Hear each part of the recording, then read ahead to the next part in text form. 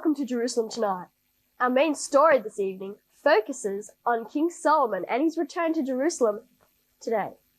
We will be showing you an interview with King Solomon in which we discuss the appearance of the Lord our God to King Solomon in a dream. And we will also bring you live coverage of the celebrations taking place in the King's Palace. So let's cross now to the King's Palace and Omega for this report. Yes, here we are in the palace of King Solomon, and as you can see, there is a party going on. Now our table's down. His arrival in Jerusalem today, King Solomon stood before the Ark of the Covenant of the Lord and offered up burnt offerings and peace offerings. He then announced this great celebration for his servants. But the real story of today is the dream that King Solomon had in which the Lord our God appeared to him. This interview with King Solomon was recorded earlier today. Thank you for your time, King Solomon. You're quite welcome, Omega. King Solomon, could you please tell us what your dream was about? Well, as you know, the Lord God appeared to me and said that whatever I asked for, he would give me. And what was your reply? Well, I said that what I needed most of all was an understanding heart so that I could judge my people and discern good from evil. That's incredible. Everyone that I know would have asked for long life or great wealth, but you asked for wisdom. The Lord God must have been very pleased with your request. Yes, he was. He granted my request and has given me a wise and understanding heart.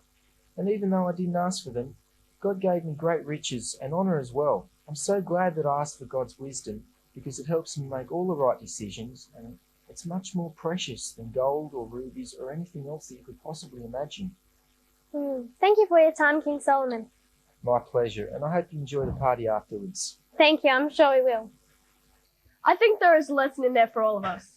After this commercial break, we will go back to the palace for more live coverage of the great celebration.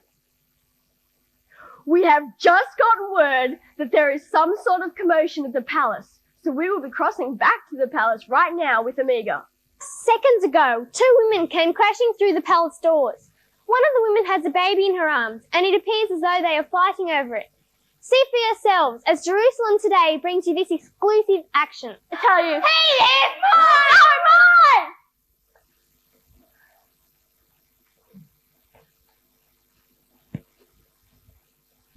Speak. Aye, my lord, this woman and I live in the same house, and I gave birth while she was in the house. Then, 3 days later, we were alone in the house, and this woman also gave birth.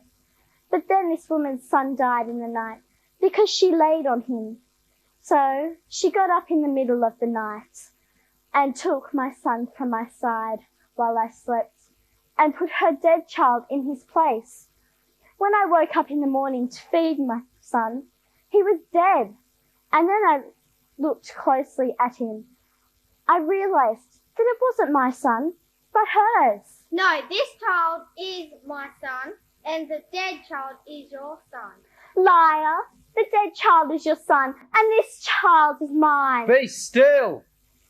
You say that this living child is yours and that the dead child is this other woman's? And you say that her son is the dead one and that the living child is yours?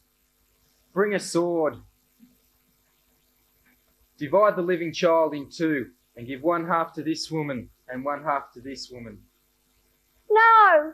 Oh, my lord, give the child. Please don't kill him. If I can't have him, no one will. Kill him.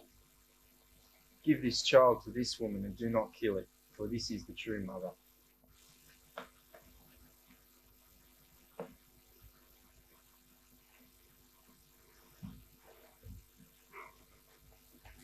The people here are in great fear of the king, for they have seen that the wisdom of God is in him to administer justice among us. Now I understand what King Solomon meant when he said that wisdom is more precious than gold. And I'm Omega, reporting live from the King's Palace for Jerusalem tonight. We have just witnessed the great wisdom and understanding that the Lord our God has given to our King.